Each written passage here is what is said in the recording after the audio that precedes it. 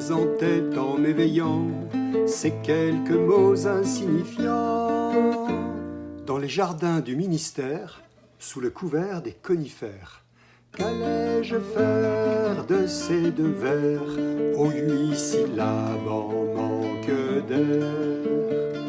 Les prendre en compte ou dès ce soir, les repousser de ma mémoire, parce qu'après de vains essais, rien n'allait bien dans mon couplet.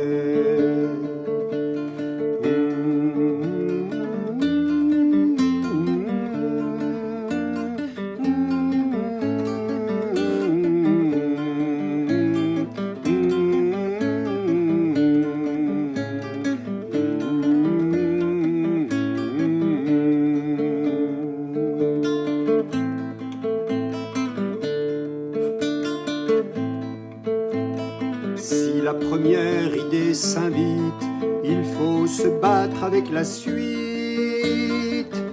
Par une porte dérobée dans les jardins du ministère, une silhouette s'est glissée sous le couvert des conifères. Premier quatrain de ma chanson que j'ai copié sur un brouillon. Il ne restait qu'à dérouler ce fil fragile et embrouillé pour abonder un florilège plus mince encore qu'un que sais-je.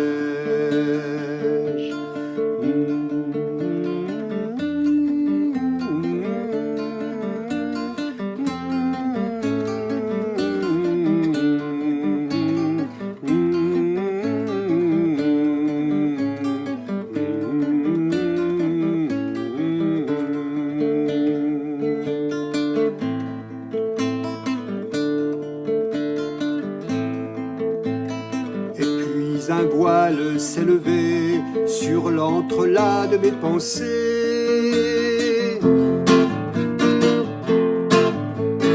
Par une porte dérobée dans les jardins du ministère, une silhouette s'est glissée sous le couvert des conifères.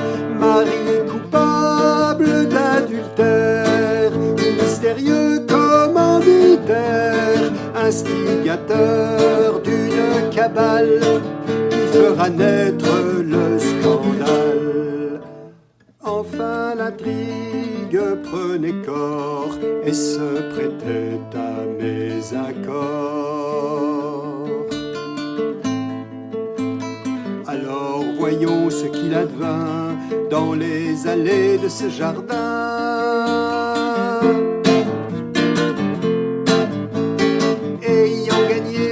Du parc nous est entré dans la verrière où l'attendait un vieil énarque toujours en grâce au ministère.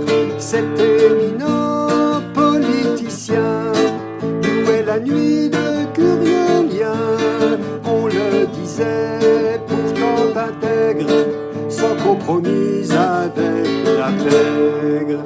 Parfois les rimes nous entraînent vers d'improbables mises en scène.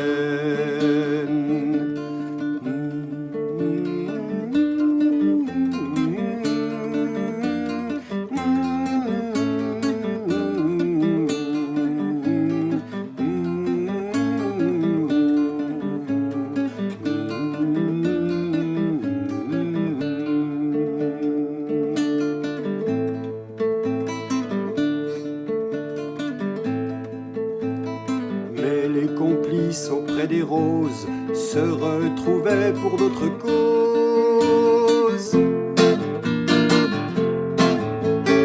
L'homme de loi tenait en main l'archévernine d'un violon dont il jouait avec entrain pour chanter ses partitions. Le visiteur à son piano l'accompagnait dans un duo, lui rappelant qu'aux temps anciens il rêvait d'être musicien. J'avais, je crois, pris ma revanche sur cette horrible page blanche. Ne me manquait plus qu'un refrain que j'ai trouvé le lendemain.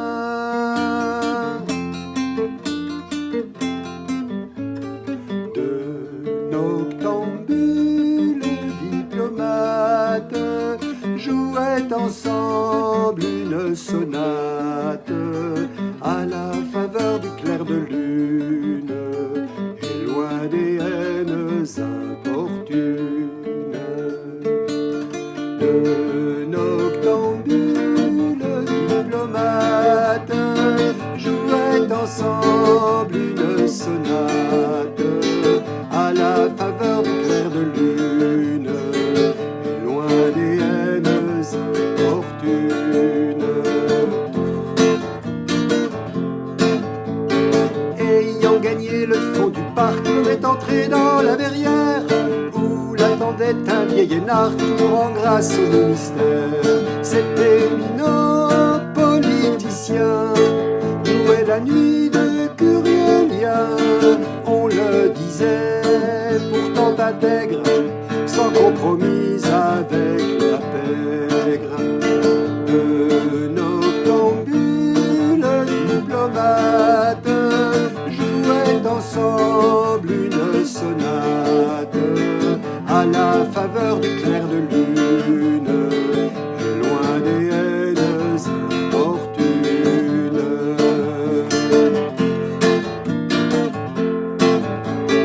L'homme de loi tenait en main l'arche vernie d'un violon, dont il jouait avec entrain, faisant chanter ses partitions.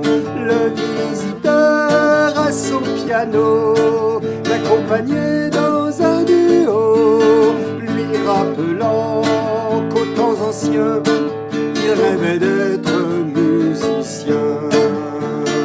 De noctambules diplomates jouaient ensemble une sonate à la faveur du clair de lune, et loin des haines importunes.